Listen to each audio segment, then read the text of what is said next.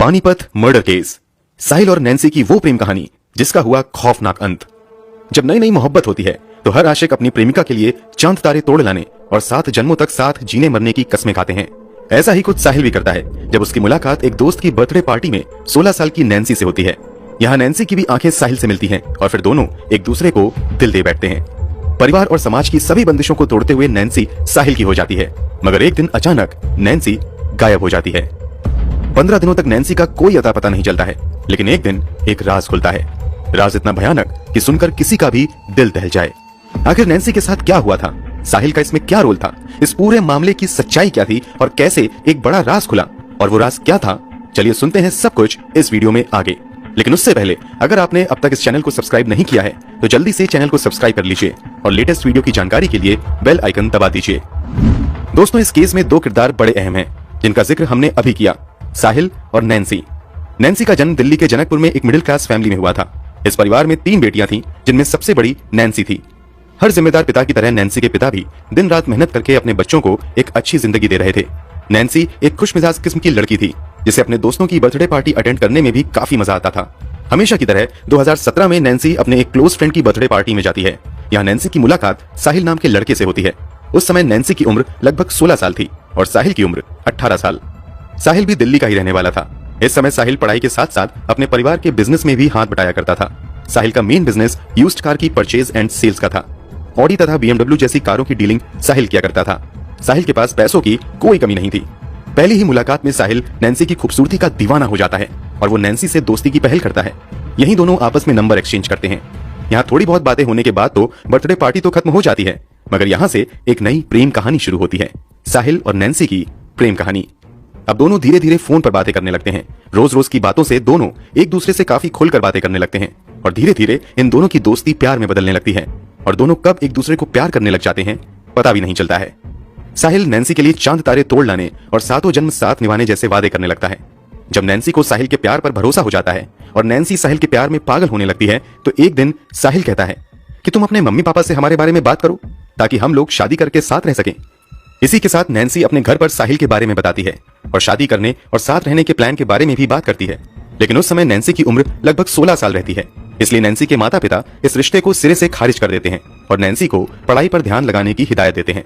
इस पर नैन्सी की अपने माता पिता से काफी बहस भी हो जाती है, फिर भी नैन्सी के माता पिता उसकी बात नहीं मानते हैं। नैन्सी को यह बात बहुत नागवार गुजरती है और वो अपने माता पिता से नाराज हो जाती है। इधर जब साहिल अगले दिन नैन्सी से पूछता है कि जब तुमने अपने घर पर हमारे बारे में बात की तो उन्होंने क्या कहा, तो इस पर नैन्सी रोने लगती है और कहती है कि घर वालों ने तो सख्ती से मना कर दिया है और वो कभी नहीं मानेंगे। अब दोनों को बिछड़ने का गम सताने लगता है, लेकिन इसी बीच दोनों एक प्लान बनाते हैं और एक दिन नैन्सी अपने माता पिता से झगड़ा करने के बाद अपना घर छोड़कर चुपचाप साहिल के पास आ जाती है। क्योंकि उस समय साहिल की उम्र 18 साल थी और कानूनी तौर पर यह भी शादी करने के लायक नहीं था। उधर नैन्सी भी अंडर एज थी, इसलिए ये दोनों कानूनी तौर पर शादी के लिए एलिजिबल होने तक शादी का प्लान पोस्टपोन कर देते हैं। मगर उस उम्र में ये दोनों एक ऐसा कदम उठाते हैं जिसे आज भी सभ्य समाज गिरी नजरों से देखता है। दरअसल जब कम उम्र होने की वजह से इन दोनों की शादी नहीं हो पाती है तो ये दोनों लिव इन में रहने का फैसला करते हैं। अब साहिल घर पर काम और पढ़ाई का बहाना बनाते हुए कुछ समय के लिए घर से दूर रहने की इजाजत मांगता है। घर वाले भी साहिल की बात मान लेते हैं। इस तरह साहिल एक फ्लैट किराए पर लेता है और उधर साहिल के प्यार में पागल नैन्सी भी अपने घर वालों से सारा रिश्ता तोड़कर भागते हुए साहिल के पास रहने आ जाती है। दोनों लिव इन में रहने लगते हैं और जमकर पार्टी करते हैं। क्योंकि साहिल के पास पैसों की कमी नहीं थी, इसलिए अब नैन्सी के शौक पहले से कई गुना ज्यादा बढ़ जाते हैं। शॉपिंग के साथ साथ ये लोग नाइट क्लब्स और बड़ी बड़ी पार्टियों में भी जाने लगते हैं। इन लोगों के लिए लॉन्ग ड्राइव पर जाना आम बात हो गई थी। घर से भागने के बाद नैन्सी की बात उसके माता पिता से नहीं होती थी, मगर नैन्सी की 3-4 क्लोज फ्रेंड्स थीं जिनसे अक्सर नैन्सी बातें किया करती थी और उनके साथ सभी बात शेयर किया करती थी। कभी कभी नैन्सी के माता पिता इन्हीं दोस्तों से नैन्सी की खोज खबर ले लिया करते थे। इस तरह कुछ उतार चढ़ाव के बीच समय गुजरते जाता है और 2019 की शुरुआत में नैन्सी कानूनी तौर पर 18 साल की हो जाती है। इधर मार्च महीने में साहिल भी 21 साल का हो जाता है। इस तरह दोनों अपनी मर्जी से कोर्ट मैरिज करने के लिए कानूनी तौर पर एलिजिबल हो जाते हैं। फाइनली लगभग 2 साल लिव इन रिलेशनशिप में रहने के बाद साहिल 2019 के मार्च महीने में नैन्सी के साथ कोर्ट मैरिज कर लेता है। ये दोनों बहुत खुश थे क्योंकि इस दिन का इन दोनों ने लगभग 2 साल तक बेसब्री से इंतजार किया था। घर से भागने के बाद नैन्सी अपने परिवार वालों के संपर्क से लगभग हट चुकी थी, लेकिन जब नैन्सी और साहिल की शादी हो जाती है तो नैन्सी अपनी कुछ तस्वीरें अपनी करीबी दोस्तों के अलावा अपने घर वालों के पास भी भेजती है और अपनी शादी के बारे में बताती है। कोर्ट मैरिज करने के बाद अचानक 7 मार्च 2019 को साहिल नैन्सी को लेकर अपने माता पिता के घर चला जाता है और उन्हें अपनी शादी के बारे में बताता है। पूरी कहानी जानने के बाद साहिल के माता पिता अपने बेटे पर नाराज होते हैं, लेकिन अब जो हो गया था उसे बदला नहीं जा सकता था। इसलिए साहिल के माता पिता बहू को अपनाने का फैसला कर लेते हैं और इन दोनों की शादी को मंजूर कर लेते हैं। चूंकि इन दोनों ने अब तक सिर्फ कोर्ट मैरिज की हुई थी, इसलिए 27 मार्च 2019 को एक बार फिर से साहिल और नैन्सी की शादी पूरे धार्मिक रीति रिवाज के अनुसार की जाती है। इसमें साहिल के परिवार वाले और करीब दोस्त यार तो शामिल होते हैं, मगर नैन्सी के परिवार से कोई नहीं आता है। नैन्सी ने अपनी शादी की जानकारी परिवार वालों को जरूर दी थी, मगर परिवार वाले नैन्सी के इस फैसले से खुश नहीं थे। वैसे एक दावा यह भी किया जाता है कि साहिल के माता पिता को कहीं से इस बात की भनक लग गई थी कि साहिल पिछले 2 साल से एक लड़की के साथ लिव इन में रह रहा है। इसलिए साहिल के माता पिता ही अपने बेटे से इस बारे में बात करते हैं और फिर उन्हें घर पर बुलाकर धार्मिक तरीके से शादी करने के लिए दबाव बनाते हैं और साहिल इस बात के लिए मान भी जाता है। कोर्ट मैरिज के बाद अब सामाजिक तौर पर भी ये दोनों शादी के बंधन में बंध जाते हैं और खुशी खुशी पति पत्नी के तौर पर रहने लगते हैं। शादी के बाद शुरुआती कुछ महीने तो काफी अच्छे से गुजरते हैं, मगर कुछ ही महीनों बाद अचानक हालात तेजी से बदलने लगते हैं। शादी से पहले जो साहिल और नैन्सी एक दूसरे पर जान छिड़का करते थे, वही शादी के कुछ ही महीने बाद एक दूसरे की छोटी से छोटी बातों को नापसंद करने लगते हैं। बीते समय के साथ इन दोनों के बीच की कड़वाहट बढ़ती चली जाती है और हालात इतने बिगड़ जाते हैं कि अब इन दोनों के बीच कई कई दिनों तक बातें भी नहीं होती हैं, और जब भी बातें होती हैं तो उस बातचीत का अंत अक्सर लड़ाई झगड़े से ही होता था। इधर नैन्सी और साहिल के रिश्तों की कड़वाहट बढ़ने लगी थी, उधर नैन्सी और उसके माता पिता के बीच जो कड़वाहट नैन्सी के घर से भाग जाने के बाद बनी थी, वो कम होनी शुरू हो गई थी। और अब कभी कभार नैन्सी के अपने माता पिता नैन्सी से फोन पर बात कर लिया करते थे। अब शादी को लगभग 8 महीने बीत चुके थे, लेकिन इन दोनों के बीच की कड़वाहट कम होने की बजाय एक अलग ही लेवल पर पहुंच चुकी थी। नैन्सी की जो लड़ाई साहिल के साथ होती थी, उसके बारे में अक्सर नैन्सी अपने एक करीबी दोस्त के साथ बातें किया करती थी और नैन्सी लगातार अपने उस दोस्त के कांटेक्ट में बनी हुई थी। हालांकि इससे भी नैन्सी की बातें हफ्ते में 1-2 बार ही होती थीं। 20 नवंबर 2019 के बाद अचानक नैन्सी की वही दोस्त नोटिस करती है कि पिछले कुछ दिनों से नैन्सी का कोई भी फोन या मैसेज उसके पास नहीं आया है, जबकि अक्सर नैन्सी उसे हफ्ते में 1-2 बार जरूर फोन या मैसेज किया करती थी। इसके बाद नैन्सी की वो दोस्त नैन्सी को व्हाट्सएप पर मैसेज करती है, लेकिन कोई भी मैसेज नैन्सी के पास डिलीवर नहीं होता है। इसके बाद वो नैन्सी को फोन करती है, मगर नैन्सी का मोबाइल स्विच ऑफ बताता है।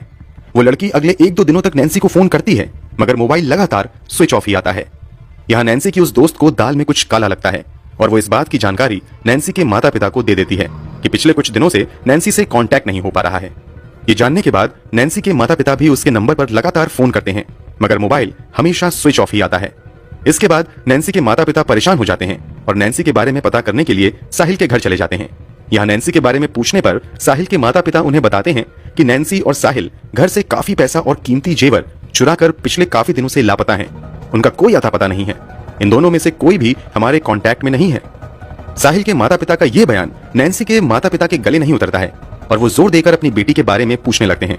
इस पर साहिल के माता पिता लगातार अपना बयान बदलते रहते हैं, जिससे नैन्सी के पिता को भी दाल में कुछ काला नजर आने लगता है और वो भी अपनी बेटी की सुरक्षा को लेकर चिंतित हो जाते हैं। इसके बाद भी नैन्सी के माता पिता खामोश नहीं बैठते हैं और वो अपनी बेटी का पता लगाने के लिए अपने ही लेवल पर कोशिशें जारी रखते हैं। इसी बीच किसी तरह साहिल से इनका कांटेक्ट हो जाता है। जब वो साहिल से नैन्सी के बारे में पूछते हैं तो साहिल कहता है कि 11 नवंबर 2019 को हम लोग कार से लॉन्ग ड्राइव पर जा रहे थे। तभी एक सिग्नल पर कार रुकी तो नैन्सी ने कहा कि तुम यहाँ पर रुको, मैं एक जरूरी काम से वापस आती हूँ। इतना कहने के बाद नैन्सी कार से उतर गई और उसके कुछ ही देर बाद उसका मोबाइल स्विच ऑफ हो गया। हमने उससे कांटेक्ट करने की कई बार कोशिश की है, लेकिन पिछले 10 से 12 दिनों में नैन्सी से हमारी कोई बातचीत नहीं हुई है और मुझे नहीं पता कि अब वो कहाँ है। अब नैन्सी के माता पिता सोच में पड़ जाते हैं कि क्या किया जाए। इसी बीच नैन्सी के माता पिता के पास नैन्सी की एक दूसरी दोस्त का फोन आता है और वो कुछ ऐसा बताती है जिसे सुनकर नैन्सी के माता पिता की चिंताएं बहुत ज्यादा बढ़ जाती हैं। दरअसल नैन्सी की वो दोस्त बताती है कि 11 नवंबर 2019 की शाम नैन्सी ने मुझे अपनी एक सेल्फी भेजी थी, जिसमें उसका चेहरा आंसुओं से भीगा हुआ था। फोटो के साथ उसने एक मैसेज लिखा था कि अगर कभी भी मेरा मोबाइल 3 दिनों तक लगातार स्विच ऑफ रहता है तो इस बारे में मेरे माता पिता को बता देना और उनसे कह देना कि मेरे साथ जरूर कुछ बुरा हो चुका है। उन्हें सबूत के तौर पर मेरी ये सेल्फी भी भेज देना। ये मैसेज नैन्सी ने अपनी दोस्त को 11 नवंबर 2019 को ही भेजा था, मगर दोस्त ने इस मैसेज पर कई दिनों तक ध्यान नहीं दिया और एक साधारण मैसेज की तरह उसे इग्नोर करती रही। लेकिन जब उसे दूसरे दोस्तों के जरिए नैन्सी के लापता होने की जानकारी मिली तो उसने वो सेल्फी नैन्सी के माता पिता को भेज दी, साथ ही उस मैसेज के बारे में भी उन्हें बता दिया। ये सब जानने के बाद नैन्सी के माता पिता सीधे जनकपुरी पुलिस स्टेशन जाते हैं और वहां सारी कहानी सुनाने के बाद नैन्सी की मिसिंग रिपोर्ट दर्ज करवा देते हैं। इस केस में मुख्य आरोपी साहिल को ही बनाया जाता है। मामले की गंभीरता को देखते हुए पुलिस तुरंत इस मामले की इन्वेस्टिगेशन में लग जाती है और साहिल को ढूंढने लगती है। थोड़ी खोजबीन के बाद ही पुलिस को साहिल के ठिकाने का पता चल जाता है और एक लॉज से साहिल को पुलिस हिरासत में ले लेती है। साहिल से जब नैन्सी के बारे में पूछा जाता है तो साहिल पुलिस वालों को वही ट्रैफिक सिग्नल पर नैन्सी के चले जाने वाली कहानी सुनाता है। इस पर पुलिस साहिल से उस सिग्नल का लोकेशन पूछती है जहां पर साहिल के अनुसार नैन्सी कार से उतरकर चली गई थी। इस पर साहिल बुरी तरीके से हड़बड़ा जाता है। इधर पुलिस साहिल और नैन्सी के मोबाइल नंबर को साइबर सेल में भी भेज देती है। वहां से रिपोर्ट आता है कि आखिरी बार नैन्सी का मोबाइल पानीपत में स्विच ऑफ हुआ था और कमाल की बात तो ये थी कि उस समय साहिल के मोबाइल का लोकेशन भी पानीपत का ही दिखा रहा था। अब पुलिस को समझ आ चुका था कि साहिल ने जरूर कुछ बड़ा गेम किया है और वो सच को छुपा रहा है। इसके बाद पुलिस अपने रंग में आती है और साहिल से पूछताछ करती है। इस पर साहिल जो कहानी बताता है उसे सुनकर हर कोई हैरान रह जाता है। साहिल बताता है कि किसी बात को लेकर 10 नवंबर 2019 को उसका नैन्सी से काफी झगड़ा हो गया था। रोज रोज के झगड़े से वो काफी परेशान हो गया था, इसलिए नैन्सी को खत्म करने का प्लान उसने उसी रात बना लिया था। साहिल के बयान के अनुसार 10 नवंबर 2019 की रात झगड़ा होने के बाद साहिल अब नैन्सी से पीछा छुड़ाने के जुगाड़ में लग जाता है। इस सिलसिले में वो अपने कई दोस्तों से बात करता है, लेकिन नैन्सी को खत्म करने में साहिल का साथ देने के लिए कोई भी तैयार नहीं होता है। अंत में साहिल अपने प्लान के बारे में उसके ही गैरेज में काम करने वाले शुभम को बताता है। शुभम नैन्सी को रास्ते से हटाने के प्लान में साहिल का साथ देने के लिए तैयार हो जाता है। साथ ही शुभम अपने एक बादल नाम के कजन को भी इस प्लान में शामिल कर लेता है। 11 नवंबर 2019 की शाम साहिल अपनी पत्नी नैन्सी के पास जाता है और उससे बड़े प्यार से बातें करता है और पिछली रात हुए झगड़े के लिए माफी मांगता है। वो उससे कहता है कि आगे से हम लोग इस तरह से कभी नहीं लड़ेंगे और बड़े प्यार से रहेंगे। साथ ही वो मूड फ्रेश करने के लिए नैन्सी को लॉन्ग ड्राइव पर चलने का ऑफर देता है। साहिल के प्यार को देखकर नैन्सी का भी दिल बदल जाता है और वो पिछली रात के सभी गिले शिकवे को भुलाकर लॉन्ग ड्राइव पर जाने के लिए तैयार हो जाती है। प्लान के मुताबिक ये लोग शाम के वक्त लगभग 7 बजे अपने घर से पानीपत के लिए निकलते हैं। नैन्सी गाड़ी में बैठते ही शुभम और बादल को पहले से बैठा पाती है। अचानक साहिल नैन्सी को बताता है कि ये लोग भी उनके साथ ड्राइव पर जाएंगे, क्योंकि सब साथ रहेंगे तो ज्यादा एंजॉय करेंगे। इन लोगों को देखकर नैन्सी को थोड़ा गुस्सा आता है, लेकिन साहिल जैसे तैसे उसे मना लेता है और घर छोड़ने से पहले साहिल नैन्सी को उसका पिस्तौल भी साथ लेकर चलने को कहता है। वो पिस्तौल जो कभी नैन्सी के एक दोस्त ने नैन्सी को तोहफे में दी थी। घर से निकलने के बाद ये सभी पश्चिम बिहार के एक शॉप से कुछ बियर और शराब की बोतल खरीदते हैं और मौज मस्ती करते हुए पानीपत के रास्ते पर बढ़ते हुए चले जाते हैं। गाड़ी शुभम चला रहा था और बगल में उसका कजन बादल बैठा हुआ था, जबकि गाड़ी की पिछली सीट पर नैन्सी और साहिल बैठे हुए थे। चलती गाड़ी में ही साहिल चुपके से नैन्सी के बैग से पिस्तौल निकाल लेता है। इधर गाड़ी अपनी पूरी रफ्तार से आगे बढ़ती रहती है। अचानक जब गाड़ी पानीपत के मशहूर पेप्सी ब्रिज पर पहुंचती है तो यहाँ पर ड्राइवर शुभम गाड़ी को एक कच्ची सड़क की तरफ मोड़ लेता है जो एक सुनसान इलाके की तरफ जाती थी। जब इस पर नैन्सी टोकती है तो वो सभी कहते हैं कि हम लोग बस मजे करने के लिए एक नई जगह पर जा रहे हैं। इसी बीच एक सुनसान जगह पर शुभम फ्रेश होने का बहाना करते हुए गाड़ी रोक देता है और वो गाड़ी से बाहर निकल जाता है। इसी बीच साहिल भी किसी बहाने से बाहर निकल आता है।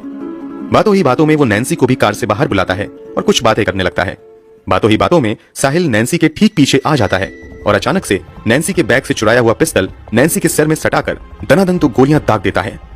नैन्सी एक पल में ही ढेर होकर जमीन पर गिर पड़ती है। उसे आह करने तक का मौका नहीं मिल पाता है। नैन्सी को मारने के बाद बादल तुरंत अपने साथियों के साथ मिलकर नैन्सी की लाश को झाड़ियों के पीछे एक सुनसान इलाके में ले जाता है। फिर उसके शरीर को जलाने की भी कोशिश करता है। नैन्सी की लाश पूरी तरीके से नहीं जल पाती है। फिर भी ये लोग लाश को एक बेहद ही सुनसान इलाके में फेंक कर वापस चले आते हैं। इधर शुभम कार को लेकर मुजफ्फरनगर जाता है और वहां उस कार को नष्ट करने की कोशिश करता है और फिर वो वापस दिल्ली आ जाता है और उसका भाई बादल करनाल चला जाता है। साहिल के इस खुलासे के बाद पुलिस तुरंत बादल और शुभम को भी गिरफ्तार कर लेती है। कुछ रिपोर्ट्स में ऐसे भी दावे किए जाते हैं कि साहिल ने चलती कार में ही नैन्सी के सर पर गोली मार दी थी और फिर एक सुनसान जगह पर उन लोगों ने नैन्सी की लाश को गाड़ी की डिग्गी में छुपा दिया था। फिर ये लोग गाड़ी को लेकर पानीपत आते हैं और पेप्सी ब्रिज से नीचे की तरफ उतरकर एक सुनसान जगह पर नैन्सी की लाश को फेंक देते हैं तथा कुछ आगे जाकर उस पिस्तौल को भी ठिकाने लगा देते हैं। साहिल द्वारा पूरी कहानी सुनाने के बाद साहिल की निशानदेही पर पुलिस पानीपत जाती है और एक सुनसान जगह से नैन्सी के गायब होने के 17 दिन बाद उसकी सड़ी गली लाश को जंगल से बरामद कर लेती है। जब साहिल से हत्या की वजह पूछी गई तो उसने बताया कि नैन्सी शादी के बाद कुछ ज्यादा ही बिगड़ गई थी और उसे ड्रग्स की लत लग गई थी। वो ड्रग्स के लिए काफी पैसे खर्च करने लगी थी और जब ये पैसे नहीं देता था तो इसी पर इन दोनों का झगड़ा होता था। इसके अलावा साहिल ने नैन्सी पर धोखा देने का भी आरोप लगाया था। साहिल के मुताबिक एक बार वो नैन्सी के मोबाइल से किसी से बात कर रहा था। इसी दौरान नैन्सी के मोबाइल पर कुछ मैसेजेस आए। जब साहिल ने मैसेज चेक किया तो उस चैट्स में नैन्सी ने अपने कई प्राइवेट फोटो सेंड किए हुए थे। इसके अलावा गैलरी में भी साहिल को नैन्सी की कुछ अनजान लड़कों के साथ आपत्तिजनक हालत में तस्वीरें दिखाई दी थी। साहिल के मुताबिक जब उसने नैन्सी से इन सब बारे में पूछा तो इसी पर उसका झगड़ा हो गया। इसी के बाद उसने नैन्सी से तलाक लेने की भी कोशिश की थी, मगर नैन्सी साहिल से अलग होने को तैयार नहीं थी। इस मामले में साहिल के पिता अश्विनी चोपड़ा को भी पुलिस ने पूछताछ के लिए बुलाया था। तो अश्विनी चोपड़ा ने भी कहा था कि उनकी बहू यानी नैन्सी को ड्रग्स की बहुत बुरी लत लग गई थी और कई बार तो उन्होंने भी घर में उसे ड्रग्स लेने के लिए रोका था। इसके अलावा नैन्सी को महंगी पार्टियों का भी शौक था। इन्हीं सब वजह से अक्सर साहिल चोपड़ा के झगड़े नैन्सी के साथ होते थे। साहिल के पिता के मुताबिक साहिल नैन्सी से तलाक भी लेना चाहता था, मगर नैन्सी तलाक लेने को तैयार नहीं थी और उसने साहिल को ब्लैकमेल भी करना शुरू कर दिया था। इन्हीं सबसे परेशान होकर साहिल डिप्रेशन में चला गया था और उसने पीछा छुड़ाने के लिए नैन्सी की हत्या कर दी। फिलहाल ये पूरा मामला कोर्ट में चल रहा है। इस मामले के मुख्य आरोपी साहिल चोपड़ा, शुभम शर्मा और बादल सलाखों के पीछे हैं और सजा का इंतजार कर रहे हैं। दोस्तों, आपके मुताबिक इन लोगों को इनके किए की क्या सजा मिलनी चाहिए, कमेंट बॉक्स में जरूर बताएं। क्राइम की दुनिया से जुड़े ऐसी ही दूसरी कहानियों के लिए इस चैनल को सब्सक्राइब कर लें और बेल आइकन भी दबा लें। मिलते हैं अगली वीडियो में जुर्म की दुनिया से जुड़ी एक और दिल दहला देने वाली दास्तान के साथ। तब तक अपना ख्याल रखें।